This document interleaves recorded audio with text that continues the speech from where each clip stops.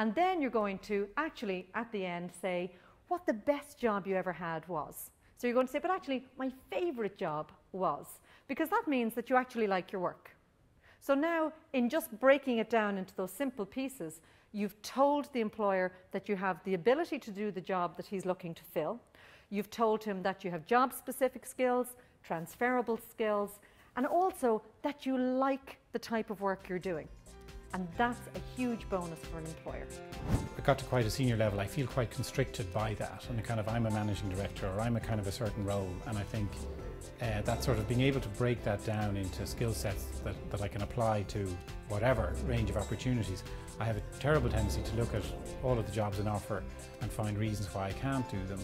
And occasionally I'll be talking to somebody and he'll tell me about a job and he'll say, Hugh, I think you'd be perfect for this because they know my abilities better than I do. Now we get to the section of hobbies.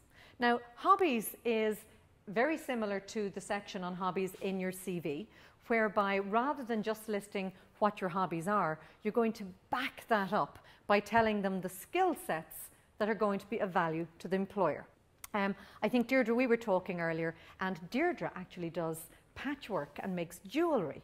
And that's great because you can actually say, well, obviously, I make my own jewellery and I do patchwork, so I suppose I've got really great attention to detail. Now, that's very valuable, and that's a transferable skill that you can take anywhere. No matter what your hobby is, just qualify it with a skill set that would be advantageous to the employer. And then we're going to finish up with your aspirations. Now, why would your aspirations be important to an employer? Well, the reality is that an employer wants to know, number one, if they give you the job, are you going to stay? And number two, if they invest money in you, are you going to stay? So they made us wear the sort of a brownish, yellowish type of jacket, you know, just like what my mother made me wear for my sister's wedding when I was 13. I mean, she snores now. I mean, my sister, not my mother. Anyway, what I'm saying is, you know, well, I'm not kind of a uniform type of guy, you know what I mean? So whatever your aspirations are, if this is a career whereby you actually see yourself being with this company for a long time, tell them that. Say, well, I would like to think that in 5 years' time, I would actually still be working for you and bringing value to the company and helping you be a big success. If your aspirations are to travel the world, okay, I as an employer, I'm sitting there going, if I spend money on training him, he's going to leave.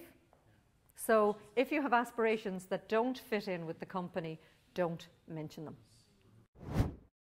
Remember, employers are looking for 3 basic things in the person they hire.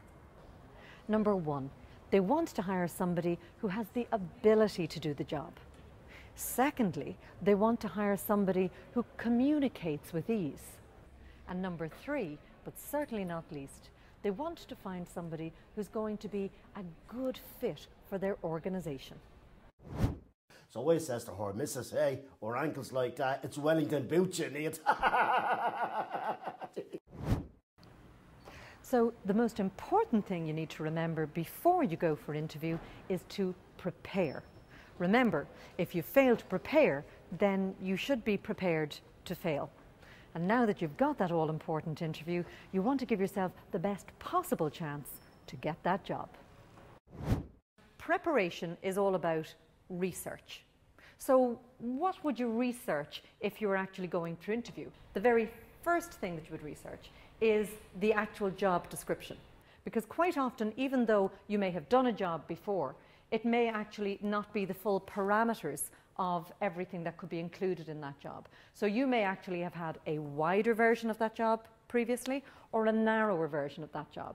But because you're not 100% sure of what this employer is going to be looking for, you're actually going to go online and find out every aspect of what that job needs you to be able to do.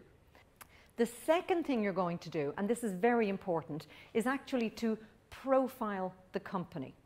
And by profiling the company, it means that you get inside of the company to find out what their ethos is, what their brand is, what they do, because that's very important. And somebody asked me at a seminar recently, well, sure, it's a job. Why do I need to know what the company does? But one very important thing, and you need to remember this, is when you actually research the company, it gives you the opportunity to decide, is this a company you want to work with? And then another really good resource, okay, is to actually go online and look for google.ie. And if you go into google.ie and you actually put in the name of the company that you're going to interview with, it will give you all of the newspaper articles about that company. I heard something called reviewing yourself. What is this all about?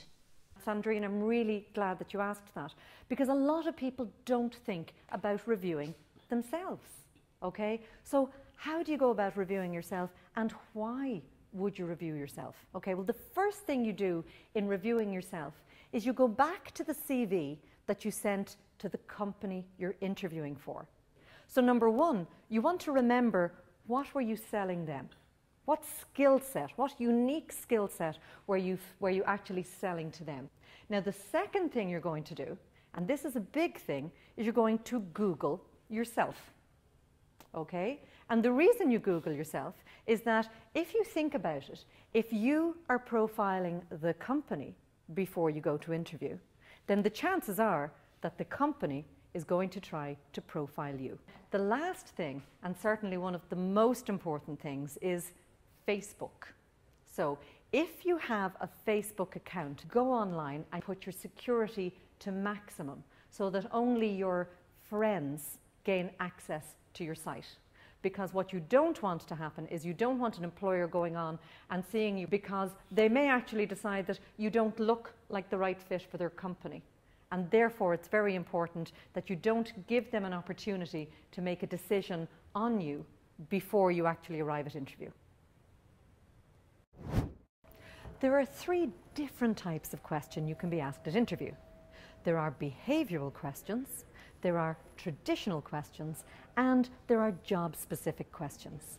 Now, we're not going to have time to deal with them all here this evening, but if you log on to the website www.bluemoon.ie, there's a full list of the questions you could be asked, plus how to answer them. But here's just a few of the ones we dealt with throughout the seminar. What are your strengths? So obviously, when you're asked your strengths, you're going to tell them your job-specific skills, your transferable skills, and your personality traits. And you're going to match those in advance to exactly what that employer needs. So therefore, you're actually telling them, I can do this job, I have transferable skills that are of value to you, and actually I'm going to be a good fit for your company. Tell me about your weaknesses. When you're dealing with your weaknesses, remember that there are 2 ways of dealing with that. Firstly, you can actually tell them a weakness that you currently have that may be, for example, job specific, and you say, well, I do have a weakness in that area, because although I have sort of read a lot about that and I've done a lot of that work in the past, I perhaps don't have the diploma in that. However, I do have a course starting in February, or I'm currently educating myself at night by reading books on that, and I'm very good at actually learning on the job. So that's something that I am dealing with. Now you've turned it to a strength. Now they're saying, okay, you recognize that you have a weakness, but you've just solved the problem